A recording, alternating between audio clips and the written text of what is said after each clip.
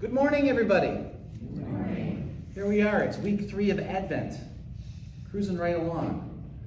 I would like to say just a word of thank you to everyone who was there, participated, made happen the luncheon last week. And my Yelp review is come next time if you weren't there. It was very lovely, so thank you for that. It was nice to be together. Yesterday I had a very busy day. I'll tell you about some of it later. But at the early part of the day, the school where I teach religion, Notre Dame High School in West Haven, competed for the state football championship in their division and won 35-8. So I got to sit outside in the cold and root them on, which was great, and then scurry off to the rest of my day, which again I'll tell you about in a little bit. Today is one of those weird moments in Advent. Maybe it's not that weird. It feels probably the most familiar and comfortable to us. Because we're going to light the pink candle along with 2 of the purple ones. This is a moment to pause and be joyful. Not that we're not a joyful lot to begin with, but one of the traditions around Advent and Lent is they're both, at least as they started, these times of preparation and reflection and repentance and kind of solemnity in the midst of that. And some wise person thought in the midst of that, let's take a break and just be cheerful. But I think usually now we kind of celebrate Advent as a cheerful time. But anyway, that's why that's pink and how that works. Also want to invite you to stick around afterwards. We're going to bless the creche outside afterwards. So we'll kind of bundle up and bundle together, and we'll do that at the end of worship today. And because it's Advent and it is all about surprise and expectation, I'll let you just think about what might be under there. So let's begin with our worship. We start with the lighting. You know, I think it's funny that it's always called lighting of the Advent wreath. That would be something. We're going to light the candles, actually. But let's light the Advent wreath candles, and Sandy's going to do that for us.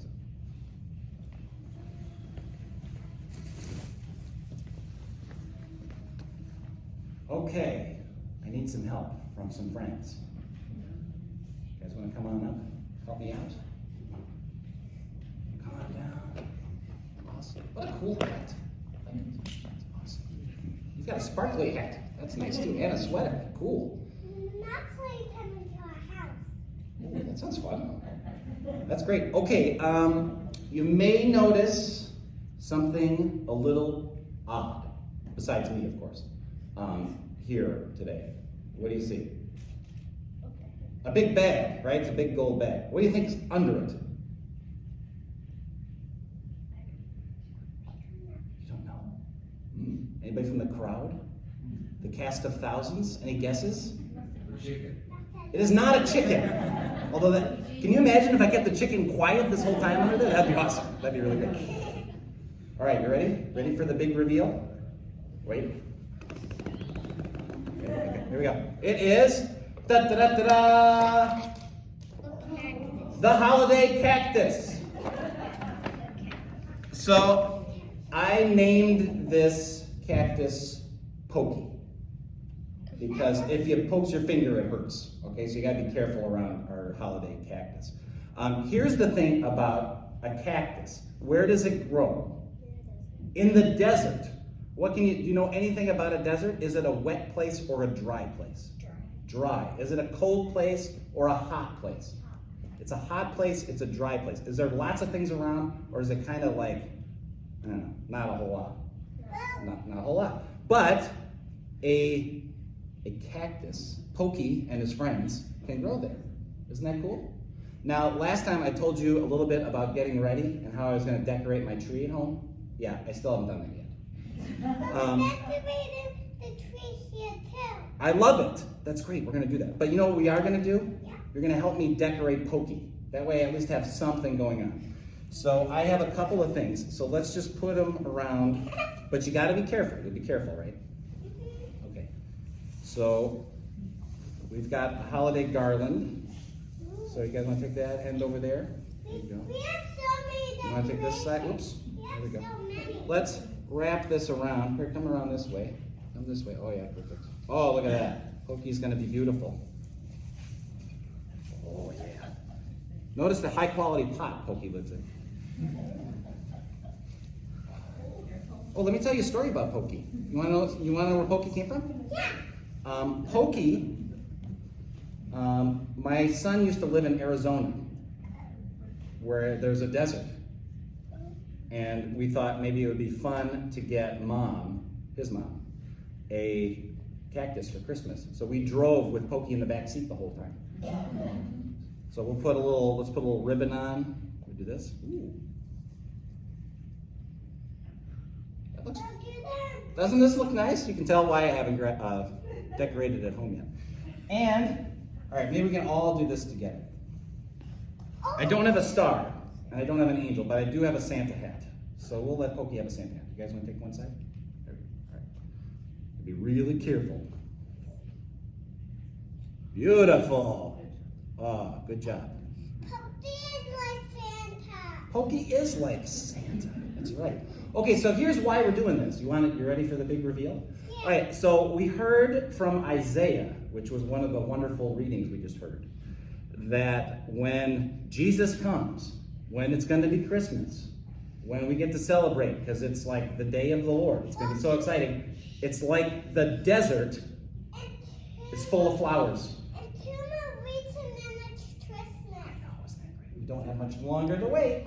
So Pokie's going to remind me to keep waiting, but to keep waiting for something to grow and bloom, okay? All right, and you'll remind each other too, right? Awesome. Hey, thanks for your help today. Good job. Well done. And good job waiting so patiently for Christmas to come. Awesome. Thanks. Oop. Going that way. All right, let's stand for the reading of the gospel.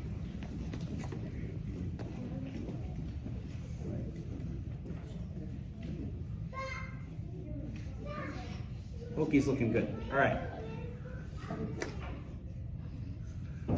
The Holy Gospel according to Matthew. Glory to you, O Lord. When John heard in prison what the Messiah was doing, he sent word by his disciples and said to him, "Are you the one who is to come, or are we to wait for another?" Jesus answered them, "Go and tell John what you hear and see. The blind receive their sight. The lame walk. The lepers are cleansed. The deaf hear. The dead are raised. And the poor have good news brought to them. And blessed is anyone who takes no offense at me." As they went away, Jesus began to speak to the crowds about John. "What did you go out into the wilderness to look at? A reed shaken by the wind? What then did you go out to see? Someone's dressed in soft robes? Look, those who wear soft robes are in royal palaces. What then did you go out to see? A prophet? Yes, I tell you, and more than a prophet. This is the one about whom it is written, 'See, I am sending my messenger ahead of you who will prepare your way before you.' Truly I tell you, among those born of women, no one has arisen greater than John the Baptist.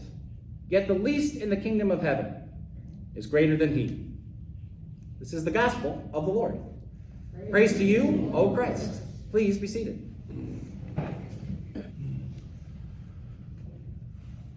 All right, so as I shared at the beginning of our morning, I had a busy day yesterday between a football game and the other things I was going to tell you about. So now is the time where I'm going to tell you about them. So every year in Old Saybrook, which is where I live, we have something called the Torchlight Parade. The Torchlight Parade happens every year on the second Saturday of December. What happens is drum and fife groups from all over the state, even I think Rhode Island and Massachusetts sometimes, come down to Old Saybrook and they get all dressed up in their stuff and they carry torches and they shoot muskets, blanks I always hope, and they play their drums and they sing Christmas carols, and the whole town gathers on Main Street for a big parade. And they just they walk through town, and it's just a lot of fun. Rain, snow, blizzard, shine, whatever, everybody comes to this place to hear this. It's kind of like a big sign, if you know what you're looking for, that it's almost Christmas time. And then there's more to it too, because then the local businesses, what they do is they also will create these floats, And the floats will have, all kinds of Christmas lights and speakers with Christmas songs, and the tone of it kind of changes from drum and fife to let's just have kind of a rowdy bash. And everybody gets excited about that. Sometimes there's trucks, sometimes there's boats. Last night, for some unknown reason, there were a number of sanitation vehicles involved. It was great, so everybody's there. But right in the middle, as the transitional moment between the drum and fife and all the floats, the fire department gets involved. So what we do is we put out a couple of fire trucks, we walk around, we hand out candy, we have a trailer with kids and stuff on it, and it's a hoot. It's a good time.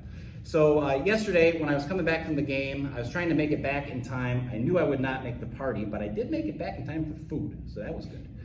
And then enough time to get my gear on and jump on a truck and get out there so we could participate in the parade. So, all of Rome was there. I mean, it was just a wonderful time. The weather was great, cold but not too cold, dry, no rain or sleet or hail or snow or anything. Just a nice evening. And because we are in the middle of the parade and the firehouse is the end of the parade route, what we do is we park the trucks and then just kind of hang out on the apron and watch all the rest of the floats go by. And as we're doing that, as we do every year, just standing around, having a good time, joking about whatever, a friend of mine who I'm standing next to just turns to me and says literally these words, "Now we know it's time for Christmas." I thought to myself, okay, if you know what you're looking for, yeah, absolutely. And then I thought to myself a little bit, as I'm standing there talking to him, I thought, okay, we have this amazing story of this kind of displaced family who goes to this place where they're not really welcomed, and they have this child who's supposed to be the savior of the world, and nobody really notices except these weird shepherds and these strange guys looking at the stars, and they show up, and the angels get involved, and there's the animals, and of course, nobody really notices. And here we are, we're watching sanitation vehicles dressed up in Christmas lights and boats with all kinds of lights on them, and we're singing, jingle bells and all those things, and it seems like we've come a little bit of a distance between one thing to the other. But then I thought, maybe this is exactly what we need. Exactly being in that place where light enters the darkness and the darkness can't overcome it, right? I mean, we didn't hear that story today from John's gospel, but isn't that one of the promises of Christmas, is that when Jesus comes as the light of the world, the darkness is scattered, and here we are standing in the dark with all these lights and sirens and noises, and everybody's together. It didn't matter who you voted for, it didn't matter what you're going through at home, it didn't matter what you're worried about, at least in those moments, not to gloss over them. But in that moment, everybody's there celebrating, and it's joyful. I thought, okay, this is good.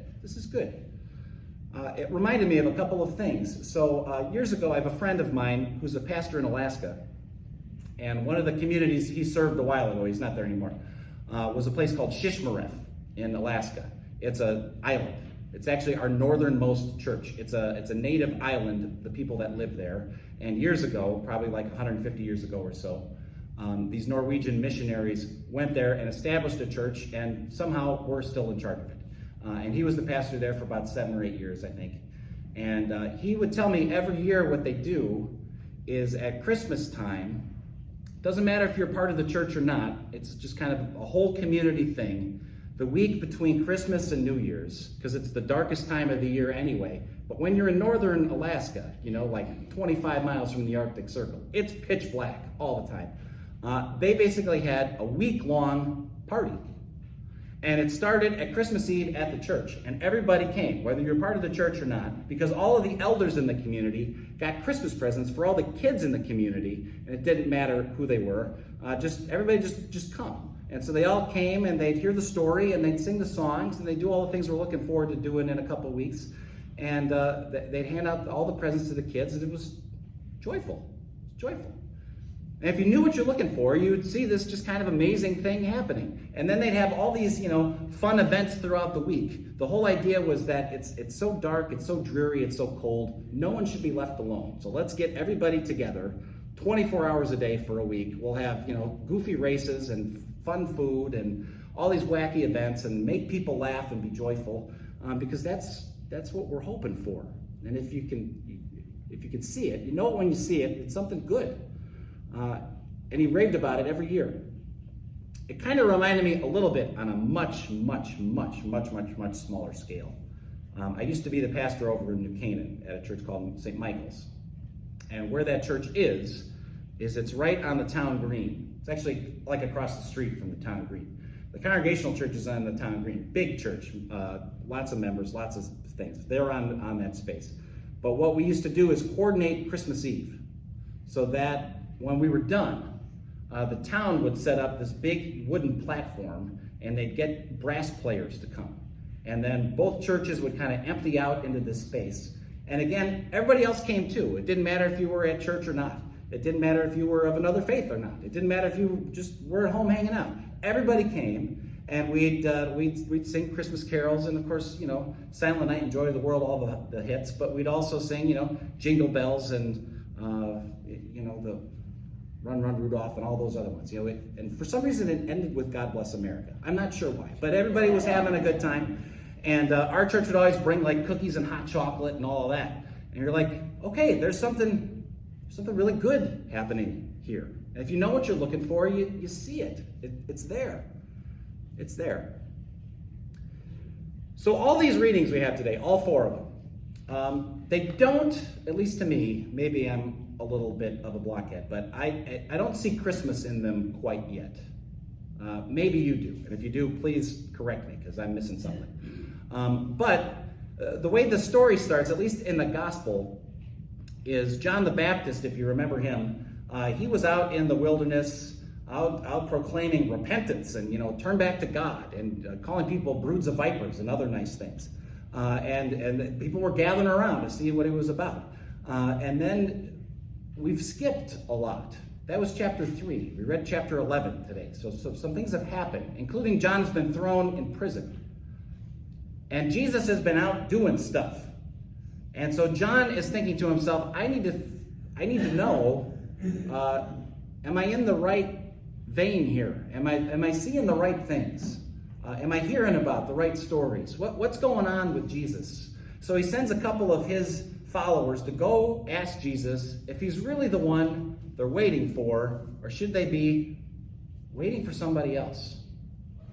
Because I think the average person, certainly not everybody, but the average person had an idea of what they were looking for in a Messiah figure that was to come.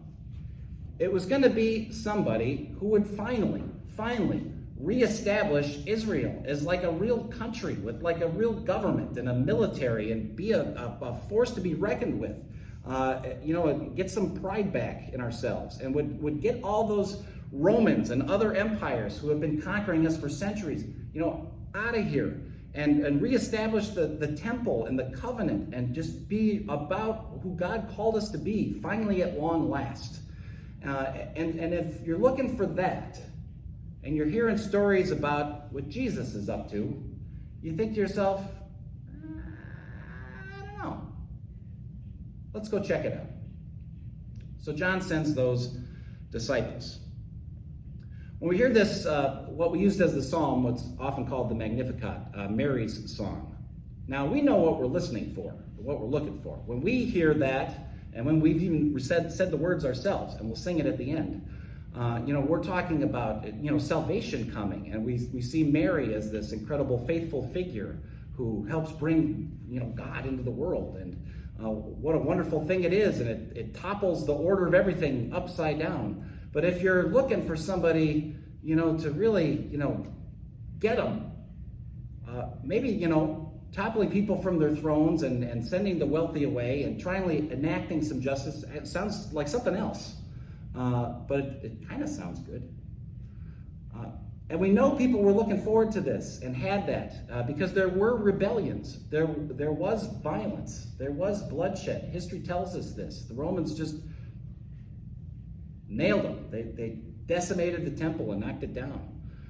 The streets were lined with those who were crucified, who dared to stand in their way. But if you know what you're looking for, if you're listening to what's being told, if you're open to experiencing what God's up to, you might hear it and see it and experience it a little bit differently, which is what James is talking about in this letter.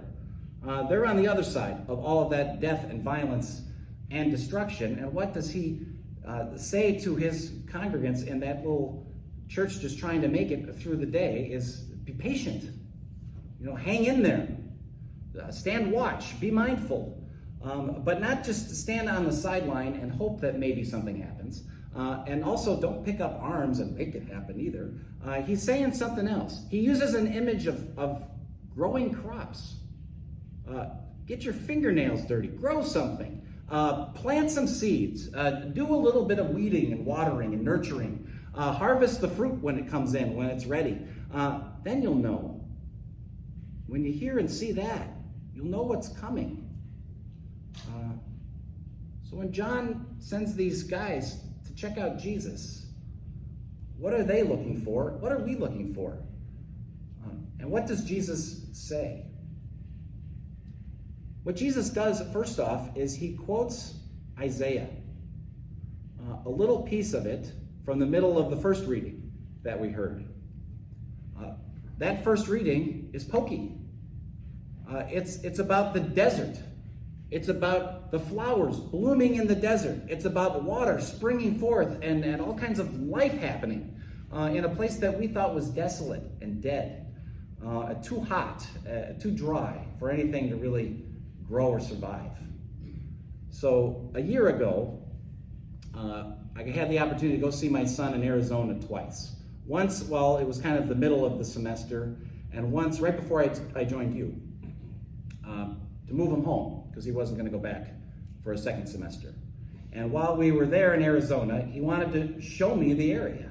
And I always thought, desert, hot, dry, drab, the ground cracked, just like nothing happening. Just get me back inside the air conditioning kind of a place. Mountains, nice, but, maybe not my cup of tea. But anyway, he took me hiking a couple of times. And the desert, it's lush. I mean, there's all kinds of stuff growing in the desert. There's cacti of various shapes and sizes. There's all kinds of brushes here and there. There are water sources, if you know what you're looking for. There's all kinds of food for the animals to live on, not just vegetation, of course, but each other in an ecosystem like that. And you're in this place as a stranger stepping into this other world almost. And it's teeming with life and all kinds of possibility and things happening if you know what you're looking for. Otherwise, you're just stuck in the city where everybody's busy dealing with all the things that we deal with on a daily basis, and you miss it. And you miss it. So Jesus starts with that. And remembering these promises of years ago, think of the people way back in the story of the Old Testament. The main thrust of the narrative is people being brought out of slavery and going to the promised land. They're in the desert, right? They're cruising through the wilderness. And what do people do? They do the thing we all do. They complain all the time. It's too hot. I'm too thirsty. I'm hungry. When are we going to get there? Do you know what you're doing? To Moses, poor guy. The whole time. And yet at the same time, the story is about God providing for them all along the way. There's water from the rock, and there's manna from heaven, and there's reassurance along the way. Even in their sinfulness and disobedience, God keeps promising them this land of abundance of milk and honey, and I will be your God, and you'll be my people, and you'll be a blessing in the world. If you know what you're looking for, if you see it. Isaiah goes on, and this is the part that Jesus quotes when they ask him, so are you the Messiah or not? He doesn't actually answer their question. He doesn't say yes or no. He says this: the blind see, the deaf hear, the people who can't stand on their own feet are walking and dancing for joy, the dead are raised, the people who are sick are made well, even the poor, the people that nobody cares about at all, even they receive good news. That's what he says. If you know what you're looking for, you see it. You hear it, you experience it, you get your fingernails dirty and participate. This is what God is up to. This is what Advent's all about. Maybe this actually is kind of about Christmas as I'm talking to you. You anticipate this one who's coming to bring this kingdom of God to us. We who've been around the last couple of years through COVID and what's this time is, whatever we're going to call it, afterwards, and maybe even the years before, we remember the times when churches were full and lush, and there was more people than we had seats, and we had more things to do on the calendar than we could possibly ever fit everybody into. And we think of maybe we're not there anymore, and it's a different thing, and it's maybe a shell of what once was, and we miss that, and we long for it, and we grieve it. And at the same time, if you know what you're looking for, you see it everywhere. I mean, think of the last just couple of weeks. Letters and stuff gathered to send through seafarers to people who are going to be away from home because they're part of the merchant marine. Toys under that Christmas tree over there, going to families that might not have something for kids to open come Christmas. Participation in the food pantry. One, because you just do that because it's who you are, but also in the little pantry we got sitting out front, right in front of the church for people who are hungry. Think of just being in this space. When I see everybody greet each other, it feels like a homecoming for everybody. At least that's what I observe and kind of experience myself. It's such a nice feeling to be together, right? Doesn't this feel like church? And then you've got a welcome and hospitality to two other churches that share this space with you. Now, if you don't know what you're looking for, you may just drive on by, right? But if you see it, if you hear it, if you know it, if you experience it, if you're getting your fingernails dirty exactly as we're called to do, you know it. The kingdom is still unfolding all around us, and it's joyful. It's worth celebrating. I mean, maybe we don't have a parade, or maybe we should. Amen.